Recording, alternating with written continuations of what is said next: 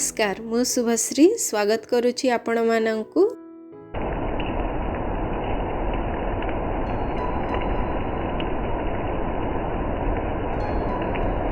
तीन चार दिन हेलानी जोर वर्षा होची ए भितरे परिबा भी आनी जाई होनी जहाँ परिबा अछि सेही भितरे आज ट्राई करिबा ठंडा पाग को किछि बादाम भजा करि नबा चलंतु आगे। एठी मु बादाम भाजुची किंतु मु बाली नेइनी एठी मु लूण नेइची।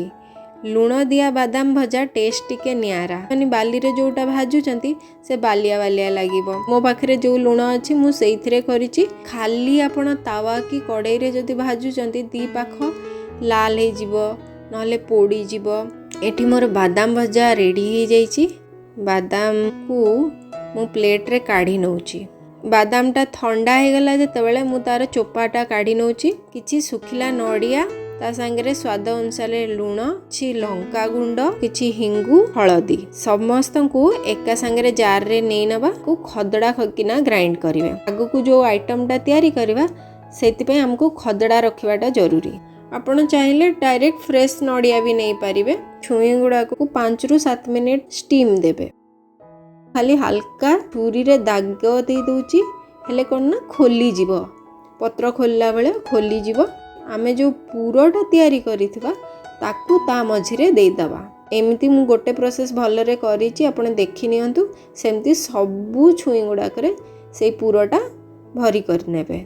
और जहाँ एक्स्ट्रा गुंड रही गला ताकू भी आमे परे यूज करि नबा जेतेबेले आमे रेसिपी तयारी करिबा।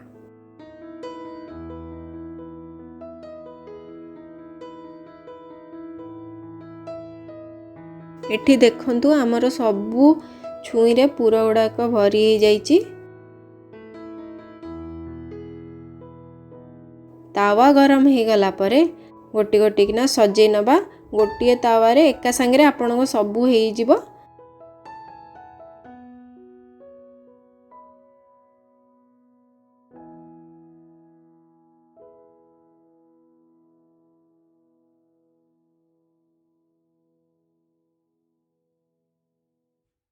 ए मझिरे आमे half tea spoon keema 1 teaspoon तेल दबा।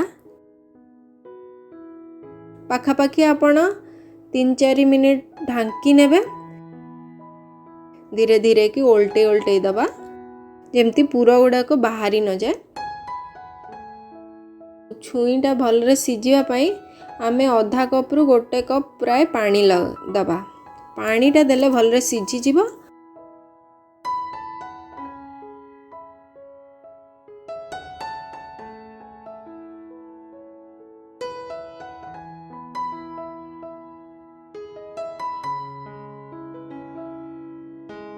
एक्स्ट्रा पूरा गुड़ाक रही जाइए से ता भी ता उपरे उपरे दे दबा। पानी आमर जेतिकी लागिबो से हिसाब रे दे दे किना ढांकी दबा 5 रु 7 मिनिट।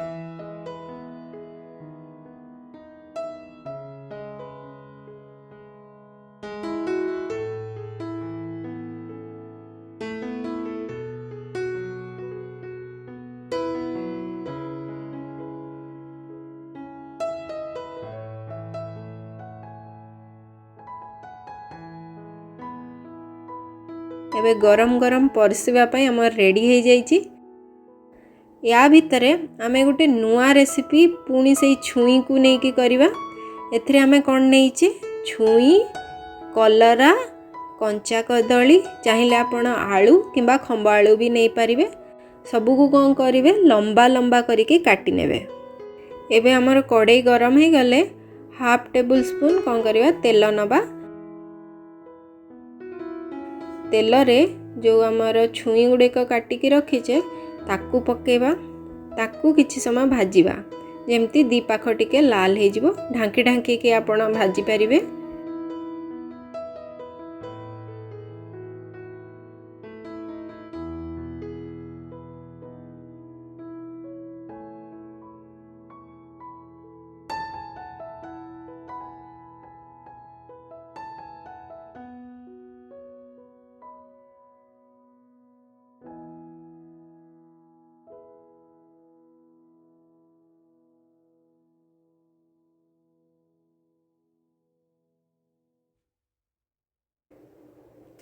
एबे छुई गुड़ाक आमर भाजी हो जाइए।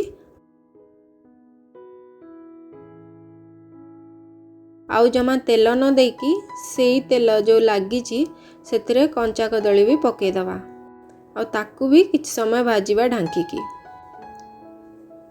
एठी मझिरे मझिरे चलाउथिबे जेहेतु तेल कम दिया होची नहले पोड़ी जिबार चांसेस अच्छी।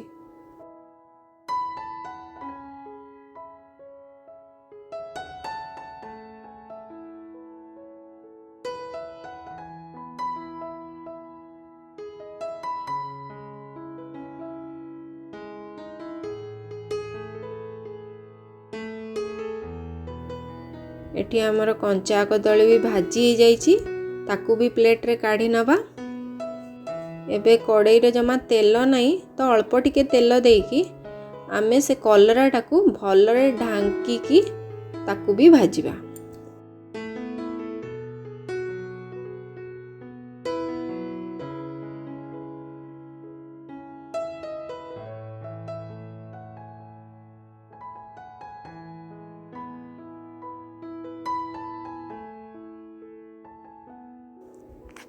एबे कलरा भी सिझी आसलानी सबू भजा भजी तो हो गलानी। गोटे जिनस भूली जाइए भाजवा को कौनटा कहले बड़ी। बड़ी एबे हमें 8 ରୁ 10टा बड़ी नहींचे ताकू छाणिले तो भल लगे टेस्ट निहाती तेल अधिका पड़ले किंतु एठी मु छाणीनी अल्प टिके तेल देकी दी पाख लाल हेबा जाए भाजीची। भाजिले भी आपणकर हो जिवो।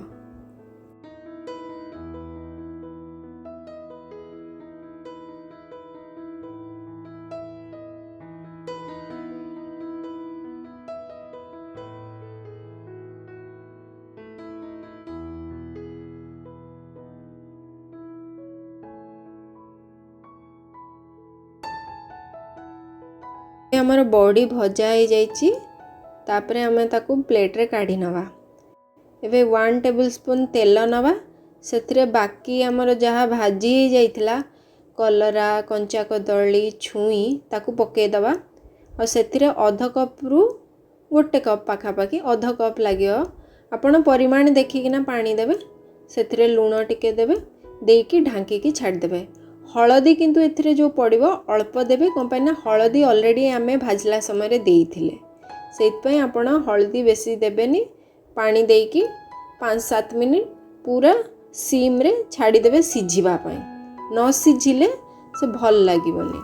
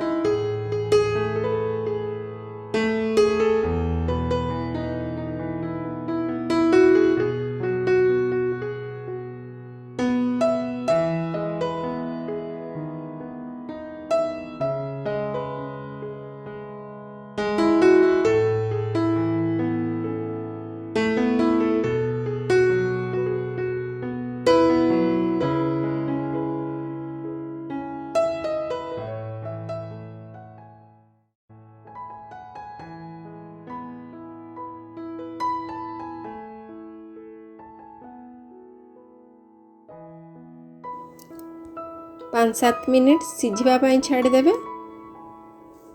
एबे हमर प्राय देखंतु अल्प अल्प सिझी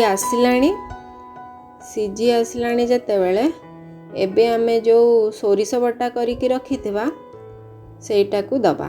एथिरे मु सोरिष बटारे कोन नेची 2 टेबल स्पून प्राय सोरिष नेची 1 टीस्पून जीरा रसुण 4-5 कोला गोटे कंचा लंका आपण राग आपणक हिसाब रे दे परिवे भलरे पेसी नेबे। सोरिष बटाटा को आपण पानी टिके देकी उपरु उपरु पानी सहित देइथेबे ता चोपा को देबेनी। चोपाटा देह पई भल नुहे मु फोपाड़ी दिए सेइत पई आ फुटिबा पई पुनी छाड़ी देबे।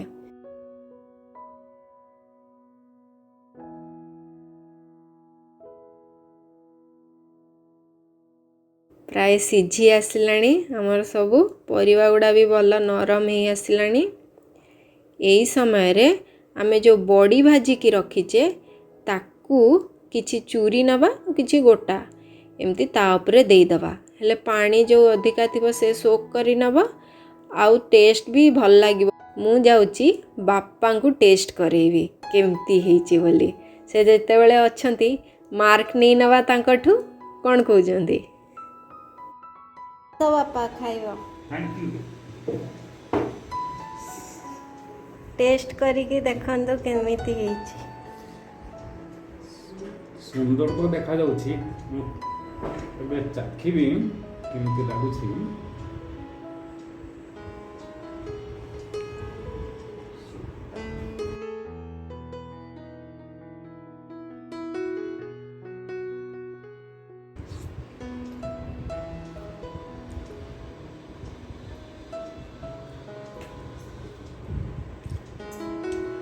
देखिबाकू जेमिति खाइबाकू मध्य स्वादिष्ट राग नहीं माल मसला अधिक नुहे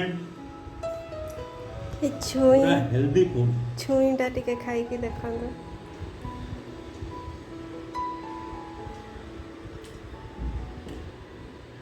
वाह शाबाश बहुत टेस्टी।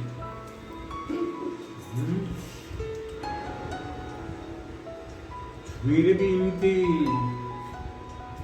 परिवेश हो पारुछि बिना तेल रे बहुत स्वादिष्ट होइछि राग नहीं बहुत सुंदर सहित स्वादिष्ट मध्य होइछि स्वास्थ्य ପାଇଁ पूरा भरपूर खाद्य उपयोगी खाना आज मिलला सुंदर बहुत सुंदर। Thank you very much.